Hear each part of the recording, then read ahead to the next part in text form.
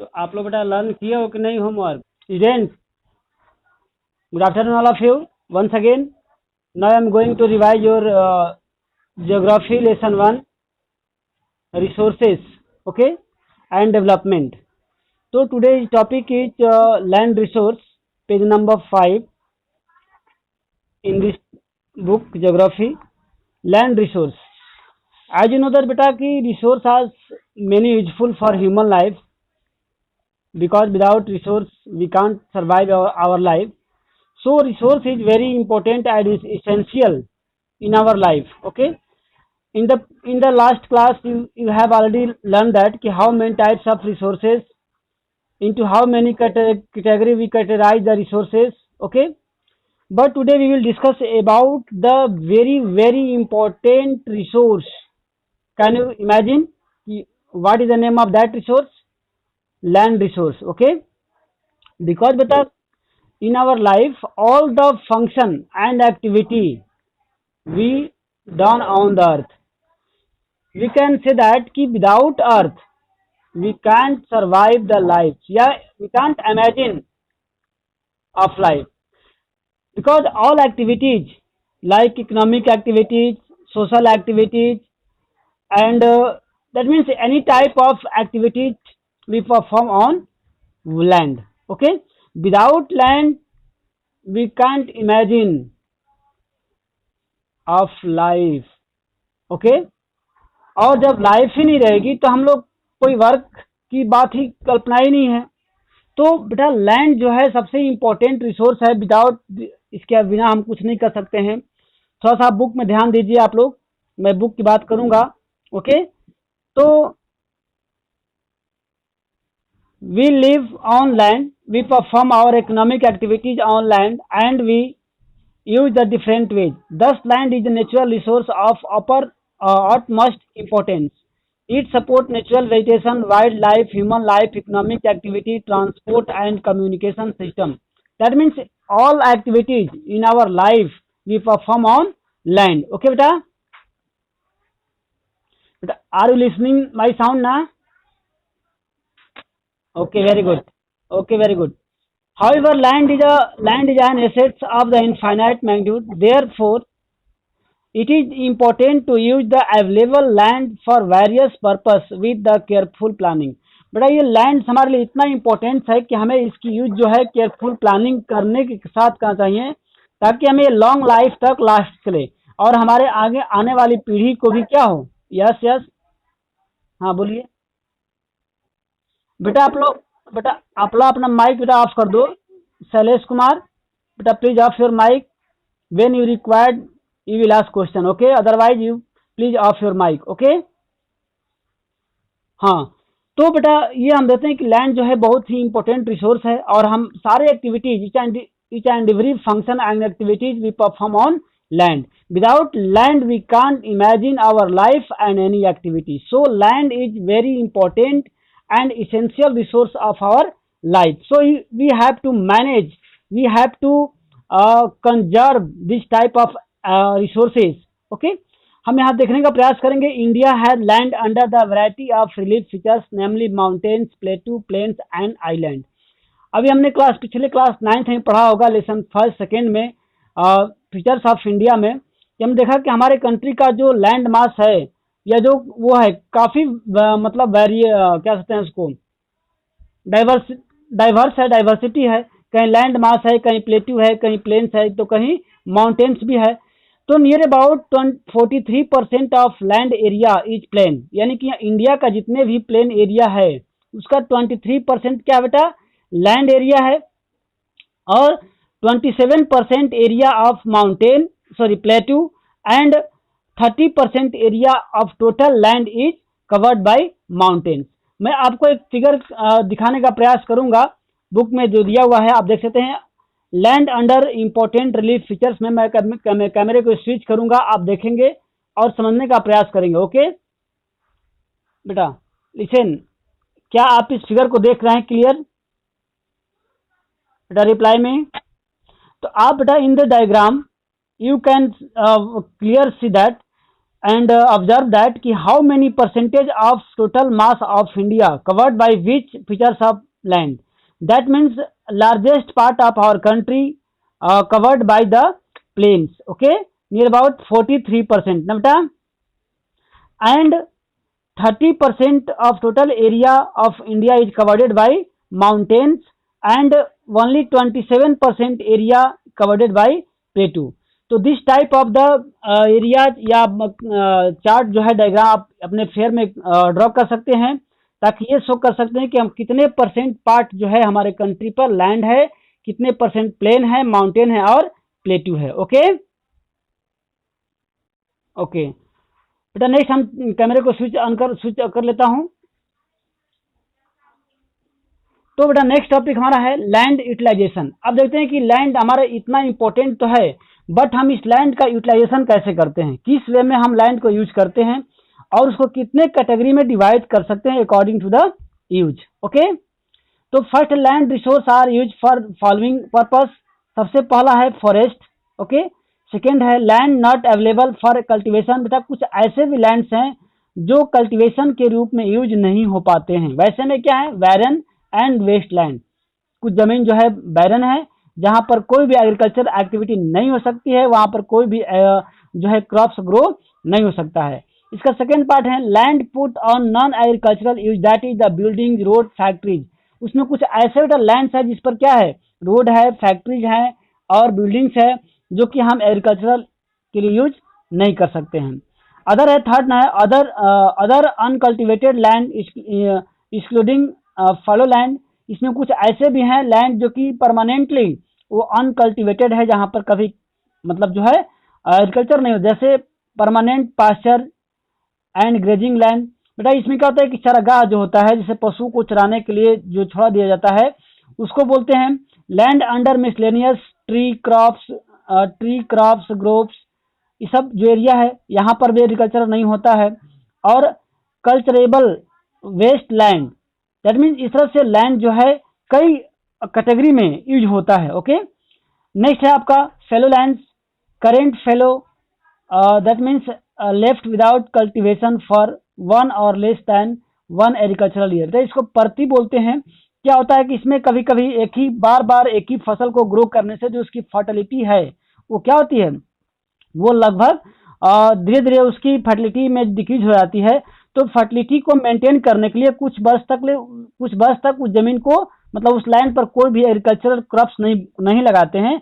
तो ऐसे फील्ड को बोलते हैं करेंट फैलो. क्या बोलते हैं उसको, current fallow lands. Okay, other than current fallow uncultivated for the past 1 to 5 agricultural year. और कुछ ऐसे भी जमीन होते हैं, लैंड होते हैं, जहां पर एक नहीं बल्कि 1 साल क्रॉप्स होने के बाद या 2-3 साल क्रॉप्स कंटिन्यू करने के बाद उसको 1 या 5 ईयर्स के लिए क्या करते हैं, उसको छोड़ देते हैं, ताकि उसकी जो फर्टिलिटी है फिर से क्या हो जाए, मेंटेन हो जाए. ओके बेटा, आर यू क्लियर ना students, please reply me. Okay okay बेटा, थैंक्स. बेटा next topic, can you tell me if you have book, land use pattern in India. Okay, next topic है हाँ कि हमारे यहाँ जो लैंड की यूटिलाइजेशन है वो किस तरह से हम लोग यूज करते हैं, उसकी यूज करने की जो सिस्टम्स है वो क्या है और उसको हम लोग कैसे यूज कर सकते हैं. तो आप यहाँ पर मैं आपको दिखाऊंगा नेक्स्ट टॉपिक में. The use of land determined both by physical factors such as the topography, climate, soil type, as well as human factor such as population density, technological capability and cultural and tradition is it. बेटा किसी भी जगह का land जो है उसको use करने के लिए किस तरह का यूज हो रहा है, उसमें कोई एक फैक्टर जो है मतलब डिटरमाइन नहीं करता. उसमें कई सारे फैक्टर्स हैं जिस पर डिपेंड करता है कि हम अपने लैंड को किस तरह से यूज कर सकते. जैसे मान लीजिए कि हमारे यहाँ लैंड है, हमारे यहाँ प्लेन फील्ड है, वहाँ पर एग्रीकल्चरल लैंड है, वहाँ की मिट्टी एलुवियल है और उस टाइम क्या करते हैं, एग्रीकल्चरल एक्टिविटी करते हैं. लेकिन suppose that in the hilly region, suppose that in the that means area where the mining process are available, तो वहाँ के एरिया और वहाँ के क्लाइमेट, वहाँ की सिचुएशन के अकॉर्डिंग जो लैंड की यूटिलाइजेशन है वो क्या होती है, डिफरेंट होती है. क्या होती है, डिफरेंट होती है. ये अलग अलग तरीके से उसका यूटिलाइजेशन जो है होता रहता है। Okay, the total geographical area of India is, बेटा इसको नोट कर लेना, ये आता है, आप इसको लाइन कर सकते हैं। Total geographical area of India is 3.28 million square kilometre. कोई पूछता है ऑब्जेक्टिव क्वेश्चन में कि what is the total area of India, geographical area of India, तो क्या होता है 3.28 मिलियन स्क्वायर किलोमीटर। ओके बेटा, नेक्स्ट है land use data, how ever it is available only 93% of the total geographical area because of the land use reporting for most of north east state except Assam has not been done fully. That means some areas are not but मतलब कुछ area ऐसे हैं कि हमारे country के हैं, but जो boundary area पे जो हैं, जो अगल बगल जो पड़ोसी राज्य हैं, वो कभी कभी क्या होते हैं कि इंडिया जो कहता है कि मेरा है, और कभी अदर जो कंट्री है, जैसे अभी आपने देखा चाइना के बॉर्डर पे कुछ पार्ट्स हमारे कंट्री के हैं, बट अदर कंट्री द्वारा उसको क्या कर लिया गया है, अधिग्रहण कर लिया गया। तो उस प्रकार 93% एरिया में ही बताया गया है कि 3.28 मिलियन जो है हम जो हमारा जोग्राफिकल एरिया है। ओके, नेक्स्ट यहाँ पर हम दिखाने का प्रयास करेंगे एक आपको डायग्राम कि हमारे कंट्री का कितना परसेंट एरिया किस कैटेगरी का है। आप कैमरे को मैं स्विच करूंगा, आप एक बार ट्राई करेंगे देखने का। Are you clear? See that this image, बेटा this image is so that कि how many percentage of land in our country uses which type of vegetation. तो you can see clear that कि first largest part, that means purple colour, is covered by forest. How many percentage? 45.26%, यानी कि in our country major percentage of land is covered by forest. Okay, student बेटा reply में after that yellow बेटा ये figure आपको clear दिखाई दे रही है students? Okay, very good. Next yellow colour barren and uncultivable wasteland, बेटा ये येलो कलर लगभग 12.01% है। ये हमारे कंट्री का बैरन यानी कि बंजर भूमि है जहां पर एग्रीकल्चरल एक्टिविटी नहीं होता है। Okay, after that just below area under non agricultural uses, इसमें एक और एरिया है जो पर्पल कलर कह सकते हैं, मैरून कलर, जिसमें क्या होता है कि एरिया तो है लेकिन ये क्या है, एग्रीकल्चरल एक्टिविटी नहीं होता है। वैसे में क्या हो सकता है, वैसे में आपका रोड हो सकता है, बिल्डिंग हो सकता है कि नहीं। नेक्स्ट है परमानेंट पास्चर एंड ग्रेजिंग, उसके बाद जस्ट नीचे जो है 4.71%, यहाँ पर परमानेंट पास्चर यानी कि हमेशा चरागाह होता है। इस पर भी जो है नॉन एग्रीकल्चरल एक्टिविटी होती है। और नेक्स्ट है जो आपका ये जो है आपका 1.50% area under miscellaneous tree crops and Grove, ऐसे एरिया हैं जहां पर विभिन्न प्रकार के ट्रीज हैं, ग्रोव्स हैं। नेक्स्ट इधर भी दिया हुआ है, आप यहाँ देख सकते हैं कि अनकल्चरेबल वेस्ट लैंड है, fallow others than cultivated, fallow current, fallow और नेट सोन एरिया। ओके, तो आप इस तरह से देख सकते हैं कि हमारे कंट्री का कितना परसेंट जो लैंड है वो किस तरह से यूज हो रहा है। ओके बेटा, आप जब नोट्स करेंगे इसको जब नोट में, तो आप इस दोनों डायग्राम को आप लोग क्लियर क्या कीजिएगा, उसको ड्रॉ कर लीजिएगा और राइट कर लीजिएगा किस परसेंटेज में कितने लैंड को यूज हो रहा है। Okay students, are you sure ना बेटा? Okay, very good very good very good. Next जो है टॉपिक, इसे पढ़ते हैं थोड़ा सा आगे, मैं टॉपिक को देख लेता हूं। द लैंड, इसको मतलब यहाँ यस क्या बेटा?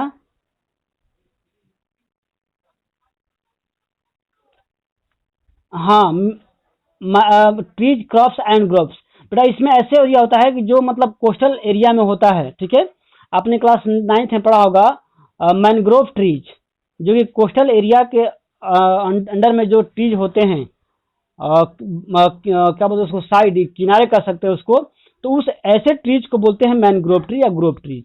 ठीक है, जो जिस एरिया का हम लोग क्या बोलते हैं एग्रीकल्चरल लैंड यूज नहीं कर सकते हैं। ओके, तो इसी को यहाँ पर नेक्स्ट टॉपिक में समझाने का प्रयास किया गया है, आप इसको देख सकते हैं लाइन बाय लाइन, थोड़ा सा मैं एक्सप्लेन कर दे रहा हूँ ताकि आपको समझने में इजी होगा। Okay, the land under the permanent pasture has also decrease और डे बाई डे जो है पास्चर लैंड का क्या हो रहा है, डिक्रीज हो रहा है। क्यों? क्योंकि वहां पर due to the need of increase need of the uses of land, जैसे जैसे जैसे पॉपुलेशन बढ़ती जा रही है वैसे वैसे क्या हो रहा है, फूड आइटम की जमा नीड है वो डे बाई डे बढ़ रही है। तो उस नीड को कंप्लीट करने क्या करते हैं, फॉरेस्ट को कट कर रहे हैं। उस फॉरेस्ट को कट करके हम वहां पर एग्रीकल्चरल उसको यूज कर रहे हैं, या फिर हम क्या कर रहे हैं, उसको बिल्डिंग बना रहे हैं, या वहां से रोड मतलब क्रॉस करा रहे हैं। तो हम कह सकते हैं कि डे बाई डे जो परमानेंट पास्चर जमीन थे वो क्या हो रहा है, वो डिक्रीज हो रहा है, उसमें कमी हो रही है। ओके, और इसमें लिखा हुआ है कि how are we able to feed our huge cattle population on this pasture land and what are the consequence of it. Most of the other than the current fallow lands are either of poor quality or the cost of cultivation of such land is very high. Hence, these land are cultivated once or twice about 2 or 3 years, and if these are included in the net sown area, then the percentage of NSA, देखिए ये दिया है एक full form NSA क्या है, net sown area, क्या है net sown area बोलते हैं NSA, in India comes to about 54% of the total reporting area. तरह की रिक्वायरमेंट के बढ़ने से, यानी कि आदमी के जो फूड आइटम के रिक्वायरमेंट के बढ़ने से जो पास्चर लैंड है या फिर अदर्स लैंड है उसमें डेली क्या हो रहा है, उसमें इम्प्रूव होकर सुधार हो जाए, इसलिए जो परसेंटेज है नेट एरिया क्या हो रहा है वो लगभग इंक्रीज हो रहा है। सर यहाँ पर दिया हुआ इसको देख लीजिएगा आप लोग। और यहाँ पर नेक्स्ट पॉइंट दिया है land degradation and conservation measures. ये सबसे इम्पोर्टेंट पॉइंट है इस लेसन का, लैंड क्या बोलते हैं रिसोर्स का सबसे इम्पोर्टेंट टॉपिक है। इससे प्रत्येक बोर्ड एग्जामिनेशन में क्वेश्चन आता है, ठीक है, चाहे 1 मार्क्स का है, 3 मार्क्स का है, फिर लॉन्ग में है।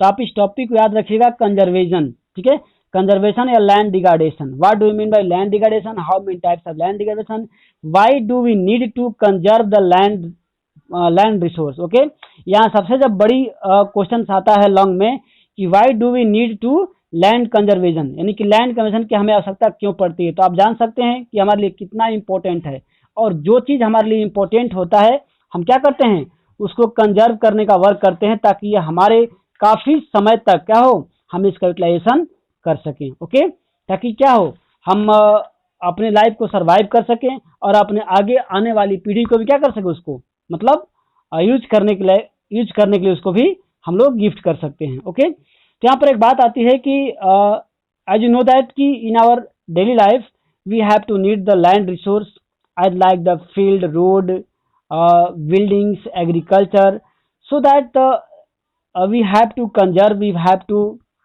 मतलब प्रोटेक्ट दिस एनर्जी या दिस रिसोर्स। तो हम यहाँ पर बात करेंगे इस रिसोर्स को कंजर्व करने का कि कैसे कंजर्व करते हैं और इसे कहते क्या है कंजर्व करने का, ठीक है।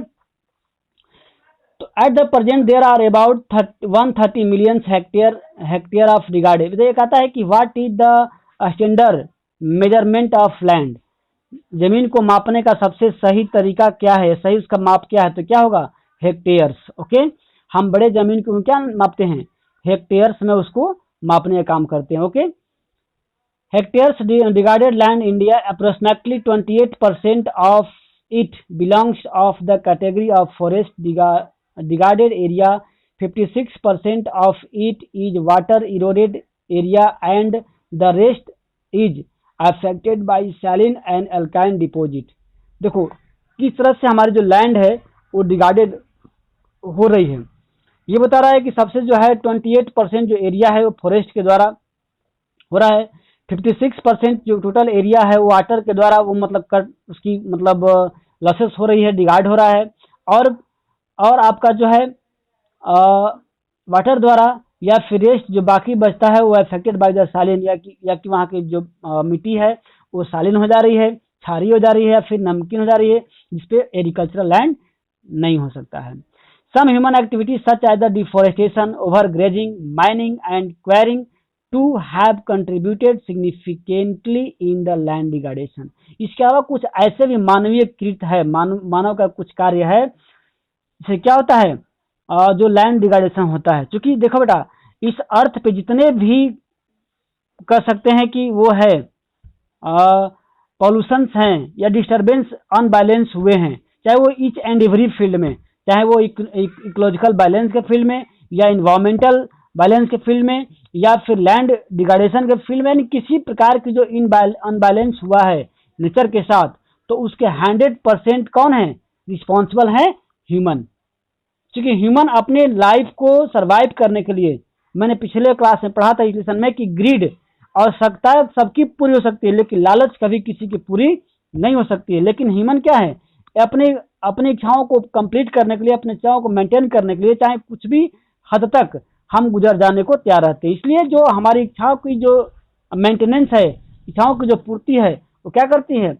इच्छा की पूर्ति होने के साथ साथ तो हमारे बैलेंस के, हमारे जो इकोलॉजिकल बैलेंस है, हमारे जो क्या बोलते हैं उसको, सोशल बैलेंस कर सकते हैं या फिर इन्वायरमेंटल बैलेंस कर सकते हैं, उसे कहीं ना कहीं डिस्टर्ब वो करता है। ओके, तो उस प्रकार से हम कह सकते हैं कि मानव का भी इसमें क्या क्या है, तो ह्यूमन का activity such as deforestation, over grazing, mining, quarrying, ये सब जो आते हैं क्या, उसको हम बोलते हैं डिफॉरेस्टेशन का रीजन्स। ओके, अतः कि what is the main reasons of the deforestation of land या डिग्रेडेशन ऑफ लैंड। ओके, तो इसमें आता है, आप इसे देख सकते हैं।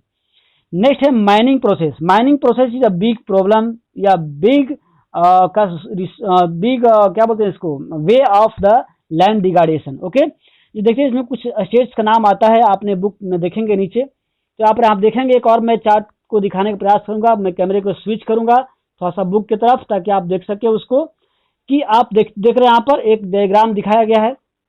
बेटा आप लोगों को स्पष्ट दिख रहा है कि नहीं?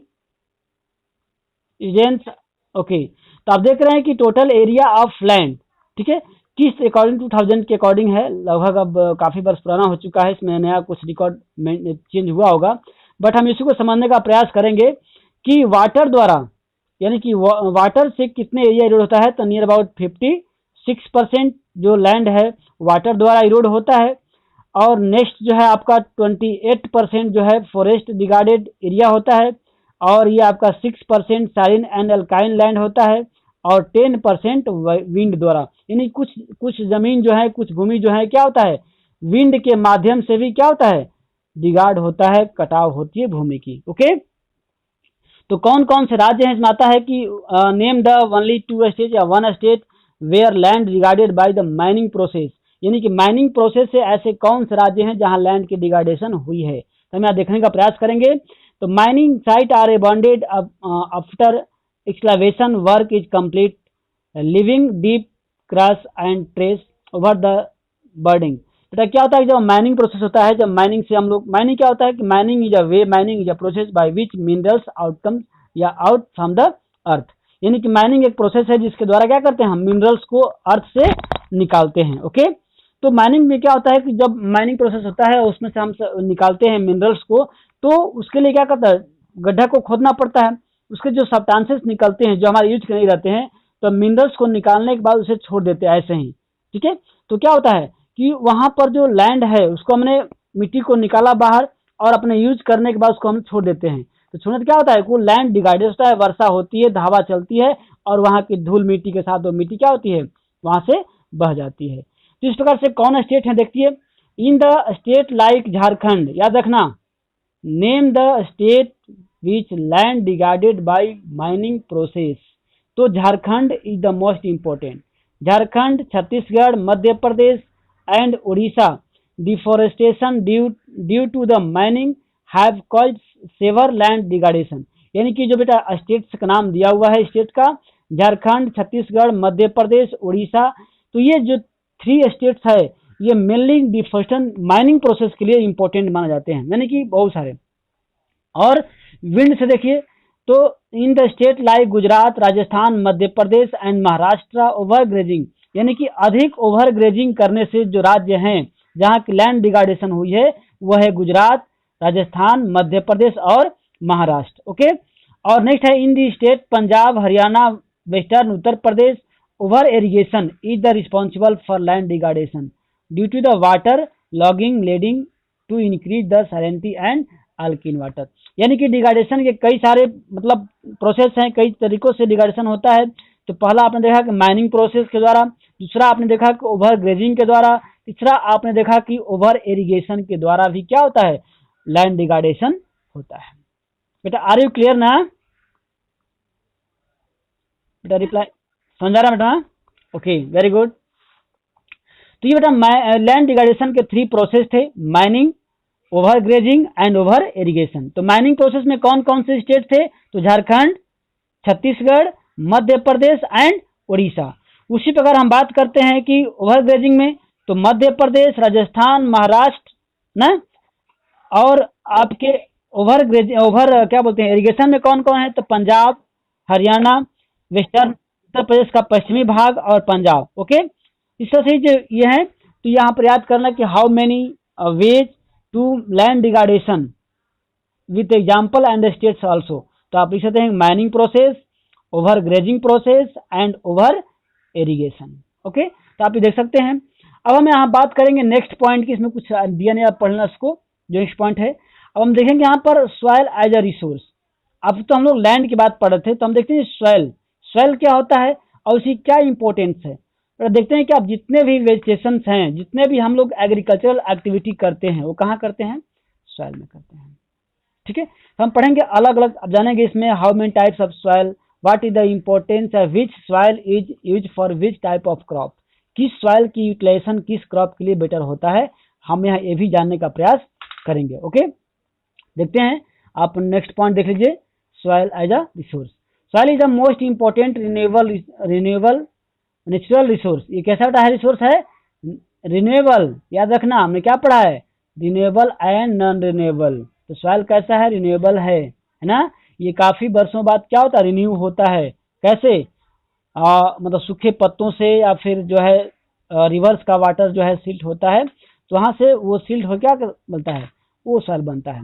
It is a medium of plant growth and support different type of living organism on earth. यानी कि पृथ्वी पर जीवन जीने के लिए सबसे इंपॉर्टेंट अगर कोई चीज है तो क्या है? वो सॉइल है। यहाँ पर प्रत्येक लिविंग ऑर्गेनिज्म अपने लाइफ को सर्वाइव कर सकते हैं। ठीक है, the soil is a living system, और एक लिविंग सिस्टम है, ये भी देखना कि सॉइल इज लिविंग और नॉन लिविंग। कोई पूछता है कि सॉइल क्या है, लिविंग है कि नॉन लिविंग है, तो यहाँ लिखा हुआ स्पष्ट आप देख सकते हैं, the soil is a living system. It takes millions of year to form the soil up to few centimetre in depth. यानी कुछ सेंटीमीटर गहरा या मोटा कर सकते हैं। सॉइल को बनने में क्या होता है? लगभग मिलियंस ईयर समय लग जाता है। ओके, तो आप इसको देखा ना। Relief parents rock and bed rock, climate, vegetation and other form of life and time are important factors in the formation of soil. Soil का फॉर्मेशन कैसे होता है, इसमें क्या क्या फैक्टर्स होते हैं, ये किस पर डिपेंड करता है। तो यहाँ से क्वेश्चन आता है क्या? रिलीफ, पेरेंट रॉक और bed rock, climate, vegetation and other form of life and time are important factor of the formation of soil. यानी कि सॉइल को फॉर्मेशन होने में ये सारे फैक्टर्स इंपॉर्टेंट रोल प्ले करते हैं। Okay, various force of nature such as change in the temperature, action of running water, wind and glacier, activities of decomposer etc. contribute of the formation of soil। और soil के formation में कौन कौन से चीज important अपना role play करते हैं? तो सबसे पहला है नेचर, जो टेम्परेचर जो है, टेम्परेचर हो गया, एक्शन ऑफ रनिंग वाटर, जैसे वाटर जो है फ्लो होता है ना, तो क्या होता है उसके साथ साथ मिट्टी अगर हाई लैंड से फ्लो होकर आ रही है तो वहां से मिट्टी जो है कट करके आएगी, वहां से इरोड होगी, और जहां प्लेन फील्ड में आएगी उसकी स्पीड जो है कम हो जाएगी, और वहां क्या करेगी? अपने साथ इरोडेड वाटर को शिल्ड कर देगी। इसमें वाटर का भी, running water not stay water, running water का भी बहुत बड़ा इंपॉर्टेंस है लैंड को डिगार्ड करने में और लैंड को रिफॉर्म करने में। ओके, विंड, हवा भी होता है। आप चल जाएंगे रेगिस्तान, राजस्थान वगैरह में, तो वहाँ बहुत तेज आंधियां चलती है, तो वहां से क्या होता है, जो सैंड के पार्टिकल्स होते हैं वो क्या होते हैं हवा में, एयर में, वो मतलब तैरते रहते हैं, फ्लोट होते रहते हैं। एयर का भी, विंड का भी, ग्लेशियर एक्टिविटी, ये सब एक्टिविटी जो काम करते हैं। इसके साथ साथ कुछ chemicals and organic change which take place the soil are the equally important. देखिए, तो सॉइल की जो फॉर्मेशन होती है उसमें कई सारे फैक्टर्स और कई सारे तरीकों से सॉइल फॉर्मेशन होता है। तो आप यहाँ से देख लीजिएगा इसको। बेटा अकॉर्डिंग टू द फॉर्मेशन या अकॉर्डिंग टू द यूज, हम बात करते हैं नेक्स्ट टॉपिक की। On the basis of factor responsible for the soil formation, colour, thickness, texture, age, chemical and physical properties, the soil of India can be classified in different types. अब आती है कि जो सॉइल इतने प्रकार के बनते हैं, जाहिर सी बात है कि अलग अलग डिफरेंट टाइप से अलग अलग साइज के मतलब अलग अलग कैटेगरी के बनेंगे। तो हम यहाँ बात करेंगे कि सॉइल जो है कितने प्रकार की फॉर्मेशन होती है। ओके, तो यहाँ पर हम देख लेते हैं जो मेन सॉइल के ये है एलुवियल सॉइल। ये आपका जो नॉर्थन प्लेन्स है, गंगा, ब्रह्मपुत्र और सिंधु का जो मैदानी भाग, जिसमें आपका उत्तर प्रदेश, बिहार और ये जो राज्य है कुछ झारखंड का पार्ट्स होता है। तो ये जो एरिया है उसको बोलते हैं क्या, नॉर्थन प्लेन्स, जैसे कि अपने क्लास 9th के लेसन 1 में पढ़ा होगा, मैं पढ़ाया हूँ तुम्हें। तो ये एलुवियल सॉइल यहाँ बनता है गंगा एंड ब्रह्मपुत्र के मैदानी भागों से। गंगा एंड ब्रह्मपुत्र के द्वारा लाई गई मिट्टी जो है यहाँ पर मतलब सील्ड होती है और उससे बने हुए फील्ड क्या बोलते हैं, प्लेन्स पार्ट बोलते हैं, जहाँ एलुवियल सॉइल होती है। और एलुवियल सॉइल ऐसा नहीं कि गंगा ब्रह्मपुत्र, और सारे जैसे आपको साउथ इंडिया में भी है, जैसे महानदी, गोदावरी, कृष्णा, कावेरी रिवर्स के भी लाई द्वारा मिट्टियों से भी जो सॉइल है वो क्या है, एलुवियल सॉइल है। और ये सॉइल यहाँ पर एक सबसे इंपॉर्टेंट चीज है कि एग्रीकल्चरल के लिए और सबसे अधिक हमारे इंडिया में पाई जाने वाली सॉइल कौन है, एलुवियल सॉइल। कौन है बेटा, एलुवियल सॉइल हमारे कंट्री में सबसे अधिक पाया जाता है, याद रखना। ठीक है, आता है कि which type of soil common must in the India, यानी कि इंडिया में सबसे अधिक पाई जाने वाली सॉइल कौन है, तो आपको एलुवियल सॉइल है। तो बेटा आप इसको पढ़ें, इसमें कुछ खास टॉपिक नहीं है। इसको भी 2 भागों में डिवाइड करते हैं, बांगर एंड खादर। क्या करते हैं, बांगर एंड खादर। ठीक है, तो इसको एज के अकॉर्डिंग, जैसे मान लो कि कुछ सॉइल जो बहुत पहले बने हैं, है ना, तो और कुछ सॉइल जो है न्यू बने हैं, बाद में बने हैं, तो उसको एज के अकॉर्डिंग जो है डिवाइड करते हैं बांगर एंड खादर के रूप में। तो आप यहाँ देख सकते हैं नेक्स्ट पैराग्राफ में दिया है, apart from the size of their grains और component soil are also described on the basis of their age. According to the age, alluvial soil can be classified as old alluvial. तो जो बेटा पुराना होता है उसको बोलते हैं बांगर, और जो न्यू उसका बोलते हैं खादर। याद रखना, जो पुराने एलुवियल सॉइल उसको बोलते हैं बांगर बोलते हैं, और जो न्यू होते हैं उसको खादर बोलते हैं। ठीक है, हाँ, तो देखना आप लोग, तो इसमें जो बांगर जो खादर है वो अधिक फर्टाइल होता है बांगर सॉइल से। ठीक है, याद रखना, इसको पढ़ना। नेक्स्ट अब चलते हैं हम सॉइल देते हैं ब्लैक सॉइल। ब्लैक सॉइल क्या होता है, काली मिट्टी। आप देखते हैं जो सबसे इंपॉर्टेंट पॉइंट बताऊंगा मैं, काली मिट्टी जो है कॉटन ग्रो करने के लिए सबसे इंपॉर्टेंट सॉइल आता है कि which type of soil is most common या most suitable for the cotton. तो क्या होता है, ब्लैक सॉइल। ब्लैक सॉइल जो कहाँ होता है, नॉर्थन वेस्टर्न डेक्कन प्लेट्यू में सबसे अधिक पाया जाता है, और है ना। तो आप इसको देखना, इसके फॉर्मेशन कैसे होते हैं, आप इसको पढ़ना। ठीक है, इसमें ज़्यादा इंपॉर्टेंट नहीं है। तो हम यहाँ पर थोड़ा सा इंडिया के मैप की बात करूंगा कि हमारे कंट्री में किस किस जगह किस टाइप के सॉइल पाए जाते हैं और वहाँ पर उसकी क्या रिलेशन है। तो आप देखना नेक्स्ट पेज को, मैं कैमरे को स्विच कर रहा हूँ फिर से एक बार। ओके, लिसन, ये आप देख रहे हैं बेटा इंडिया का मैप है। Are you see clear not? आप लोग अपने अपने बुक में देख, नहीं दिख रहा बेटा। अब मैं छोटा करूंगा थोड़ा सा और पार्ट कट जाएगा। अगर आपके पास अपना बुक है देख सकते हैं, या मैं अलग अलग पार्ट्स को दिखाने का प्रयास करूंगा। ठीक है, पर इतना पार्ट देख लीजिए, पहले हम इतना के पार्ट देखते हैं। ठीक है, तो आप देख रहे हैं यहाँ पर एक पिक्चर डायग्राम, जो सबसे अपर पार्ट है ये जम्मू एंड कश्मीर का जो पार्ट है बेटा। ठीक है, तो यहाँ पर कौन सी सॉइल पाई जाती है, फॉरेस्ट एंड माउंटेन्स। आपको पता है कि यहाँ पर क्या है, केवल फॉरेस्ट एंड माउंटेन्स है। इसके बाद बताया मैंने कि एलुवियल सॉइल, ये देखो सिंध का पार्ट है, सिंधु नदी का पार्ट है, गंगा का मैदानी भाग है, और यहाँ से क्या है, ये ब्रह्मपुत्र वाली पार्ट्स है जो ब्रह्मपुत्र रिवर से बनाई हुई एलुवियल एरिया जो है, तो इसको बोलते हैं एलुवियल सॉइल। इसे क्या बोलता है, एलुवियल सॉइल, जो आपको प्लेन भी है और काफी फर्टाइल होने की वजह से क्या है, डेंसली पॉपुलेटेड एरिया है। आप देख रहे हैं उत्तर प्रदेश, बिहार, कुछ झारखंड का पार्ट्स है, ये क्या है, डेंसली पॉपुलेटेड एरिया है, चूंकि यहाँ पर मिट्टी क्या है, काफी फर्टाइल होती है। ओके, फिर देखते हैं जो रेड एरिया। आप देख रहे हैं कि हमारा पूर्वी जो इंडिया है, वेस्टर्न ईस्टर्न पार्ट जो है इंडिया का, वो इधर में आप देख रहे हैं ना, और ये आपका वेस्टर्न पार्ट जो है इस वेस्टर्न घाट से होकर के ये क्या है, ये जो आपका रेड सॉइल है, कैसा है, रेड एंड येलो सॉइल है। और जो बीच का बेटा पार्ट है, महाराष्ट्र वगैरह का हम बात करते हैं, इधर बहुत सारे स्टेट्स है, आप देखना इसको। तो ये ब्लैक सॉइल है। कैसा सॉइल बेटा? ये ब्लैक सॉइल है, जिसमें कॉटन, हाँ कटल बहुत ज्यादा ग्रो होता है। और लेटराइट सॉइल आप देख रहे हैं, इसमें थोड़ा सा मैरून कलर का हल्का हल्का जो पिंक है, थोड़ा सा कलर डिफरेंट है, आप देख सकते हैं इसको। ये जो कलर है फिर यहाँ पर है, इस स्टेट में है। तो ये जो एरियाज है वो कैसा है? रेड सॉइल है। और एरिड सॉइल होता है शुष्क, जहाँ पर वाटर की जो कैपेसिटी होती है कंटेन करने की वो बहुत ही कम होती है। तो हमारे राजस्थान में एरिया होता है, तो अब इसको बोलते हैं एरिड सॉइल। तो कभी कभी मैप में आता है कि बेटा locate and draw and locate the area of India where black soil, red soil, alluvial soil is available. तो एलुवियल सॉइल हम देख सकते हैं कि जस्ट नेपाल के जो हमारी ऊपरी पार्ट्स है वहाँ पर एलुवियल सॉइल होता है। रेड सॉइल जो हमारी वेस्टर्न पार्ट होता है रेड सॉइल होता है। और ये जो बीच का पार्ट वहाँ पर क्या होते हैं? Black soil. तो आप इसको देख सकते हैं और आप इसको नोट्स में क्रिएट कर सकते हैं। ओके बेटा, मैं टर्न करूँ पेज को। ओके, अब मैं कैमरे को भी थोड़ा स्विच करूंगा और मैं चलूंगा नेक्स्ट टॉपिक पे। चूंकि आपने देख ही लिया किस स्टेट में किस एरिया में किस सॉइल पाई जाती है, तो आप हम बात करते हैं बुक्स की। तो फिर यहाँ दिया है रेड एंड येलो सॉइल, ये वेस्टर्न घाट आप इसको देख सकते हैं। फिर लेटराइट सॉइल है। ओके, और आपका एरिड सॉइल जो आपके राजस्थान वगैरह में होता है, जहाँ पर क्या होते हैं? बसेस टाइप्स ऑफ ट्रीज होते हैं झाड़ीनुमा, इसमें बबूल की कार, जो देवदार वगैरह सॉरी कैक्टस वगैरह के ट्रीज पाए जाते हैं एरिड सॉइल में। क्योंकि यहाँ की मिट्टी क्या होती है? शुष्क होती है, वाटर की कमी होती है। तो इस तरह से प्लांटेशन यहाँ पर होते हैं।